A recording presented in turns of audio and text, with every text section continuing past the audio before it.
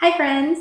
Today I am back in my home kitchen and I am excited to prepare a delicious Osso Buco that highlights and celebrates our partnership with Central Montana Beef. We will be featuring a beef shank from Central Montana Beef in this dish.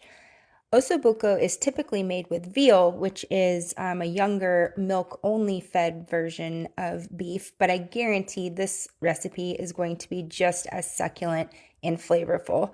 The animals from Central Montana Beef are humanely raised in a pasture, grass-fed, grass-finished, and so the composition of the meat is really just fantastic. Osso Buco, I've seen translations that say it means bone with a hole or marrow bone, but basically just referring to a braised dish that has to do with the bone and the marrow. Now that I have all of my ingredients ready to go, I'm going to start by rehydrating some mushrooms. I have about a half an ounce of chanterelles, half an ounce of forest mushrooms, and half an ounce of porcini mushrooms. I'm also going to use the liquid that the mushrooms are sitting in to help add a richness and a depth to the flavor once we put everything into the pot. Next, I'm going to prep out the vegetables I will be using so that they are ready to go. And then I'm going to make a little herb bouquet. I have some rosemary, some thyme, and some oregano, and I'm going to add some fresh parsley and just tie this together with a piece of twine.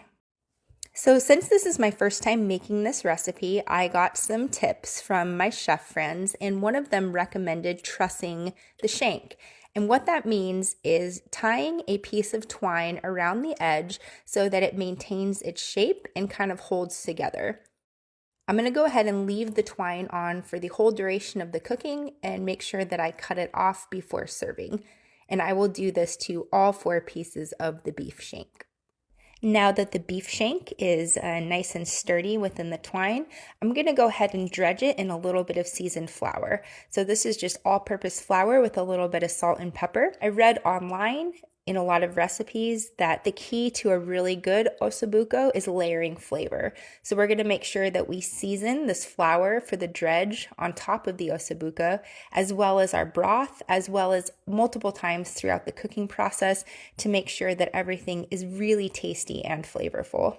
I'm going to go ahead and dredge both sides of each piece and then set these aside.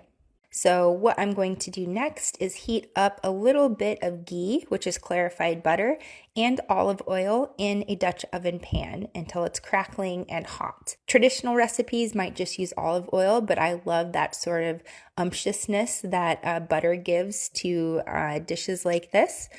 Once this is hot and ready to go, I am going to place the beef shank down in the pan and cook it for about 3 to 4 minutes on both sides so that it gets a really nice golden brown, deep brown crust. Once all of the pieces of shank are golden brown on all sides, I'm going to take them out of the cast iron and I'm going to add in the carrots, onions, celery, and garlic.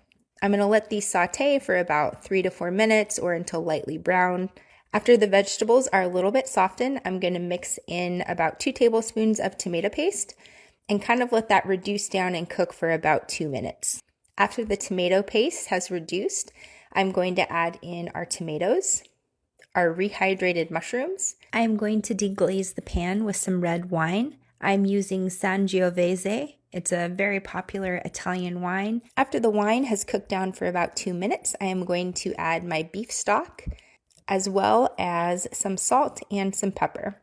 I'm going to add the little herb bouquet that I made in, kind of give everything a nice stir to incorporate it. And then I'm going to put all of the beef shanks back into the pot, making sure that they are submerged.